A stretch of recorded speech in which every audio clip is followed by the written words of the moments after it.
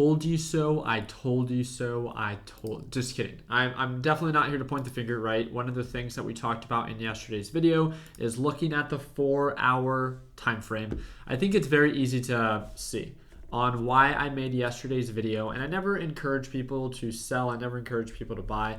But I like making people aware of previous support levels or previous resistance levels. So I hope, again, yesterday's video did not offend you. It's not to target anyone. It's just pointing out the obvious. And I think today's performance, where it pulls back from pre-market or aftermarket highs to where it's at right now, it sold off. AMC sold off 10%. And I hope that my video yesterday just at least could shed some insight for why it's so important to understand. Like, I don't want to talk about the movement, right?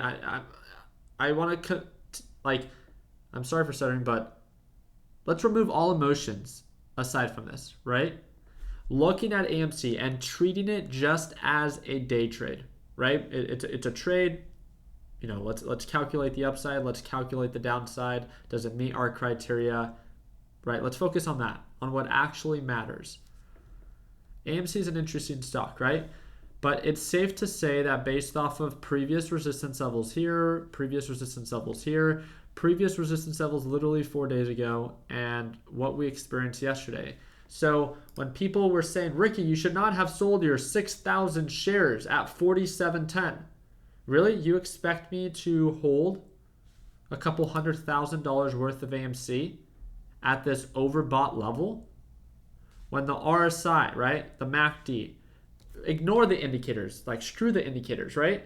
Just looking at previous patterns, previous resistance levels, as they tend to repeat themselves, but they don't always have to. Why would I not have locked in profits, right? I've been trading AMC. I began loading up on it since it broke above 34, right? I really began focusing on just day trading it, feeling comfortable selling the highs, buying the dips, selling the highs, all that good stuff.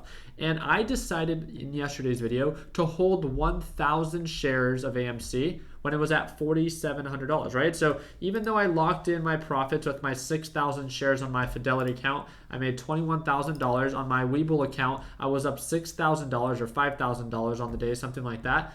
And I had 1,200 shares, 12 or 1,300, I forgot. And guess what? The reason I still held those shares is for the possibility, if we did break out and break above $50, you're right. I did want to have some skin in the game. That if it did push up and break out, I wanted to partake in that, right? I can always buy more. I can always add more to my position size. Even if it does begin to break out, I can always buy more. You can always buy more. But more often than not, again, all I'm sharing with you is from my experience. More often than not, when you don't lock in profits, right? When you don't sell, so I bought, sold, right? When you don't sell, when you have a very heavy position size and you're at an obvious previous resistance level, you're more often than not setting your future self up for failure. I'm not here to talk about movements. It's nothing about that. I'm talking about, let's treat this as a trade, as what it is, as a trade. Remove all emotions, remove all opinions, as a trade. Trading at $48 based off of previous resistance levels, previous resistance levels, previous resistance levels. AMC has been more bearish than it has been bullish, right? It's very overbought. Let's look at the RSI. Let's look at the MACD. Let's look at previous highs. So this pullback should not surprise you. Should not surprise you one bit. On top of this, on the 5-minute time frame, it was beautiful with how it has sold off all day. I had my 1,200 shares, and just as I was about to cut losses for the break below $45, I began to lock in some of my profits on Robinhood. And as this thing began to sell off, I began to load up on it. AMC finding a support right around $43. I want to share with you why.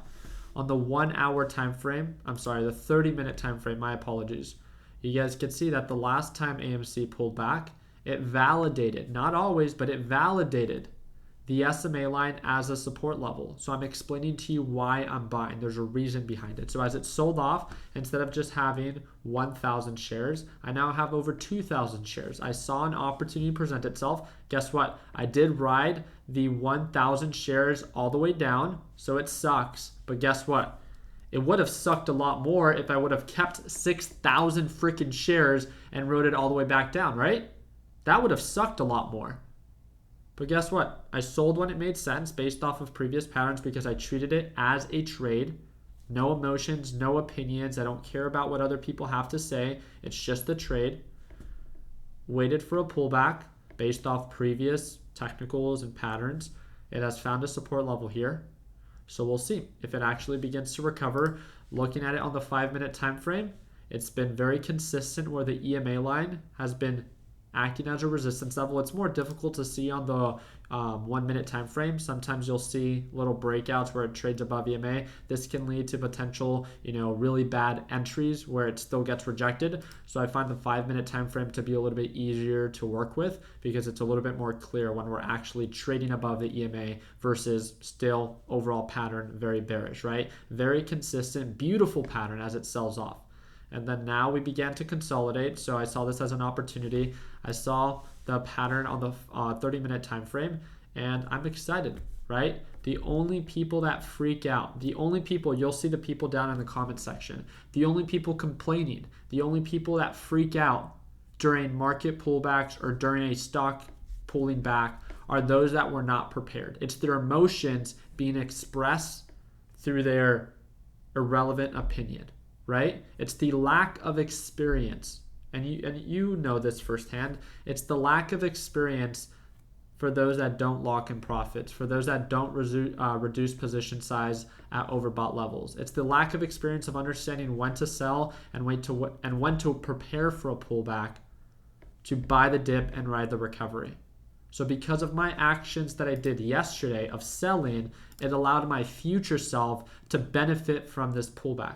Again, the only people freaking out are those that are not prepared. We're not here to predict the future. We're here to prepare for it. I'm not here to talk about emotions. I'm not here to talk about your hopes and your desires about AMC. I wish you nothing but the best. But let's be honest. It's a trade. And at the end of the day, it's not a fundamental trade. It's a technical trade. Where, it would have been beautiful to see AMC break above $50 a share. You think with my 1,000 shares that I had in it, you think I don't want AMC to go to $100? You think I don't want that? But I'm not going to be dumb. I'm not going to be naive and hold 10,000 shares at $49 when I know that this is a previous resistance level. It's a range where it tends to get rejected.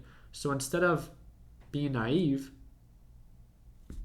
I set myself up to prepare, and that's all. Right? I sold, I locked in profits. Yeah, if it would have gone up, you're right. I could have made more if I would have held, but I'm not always just thinking about what I could have made or what I would have missed out on, but more about what's the risk involved.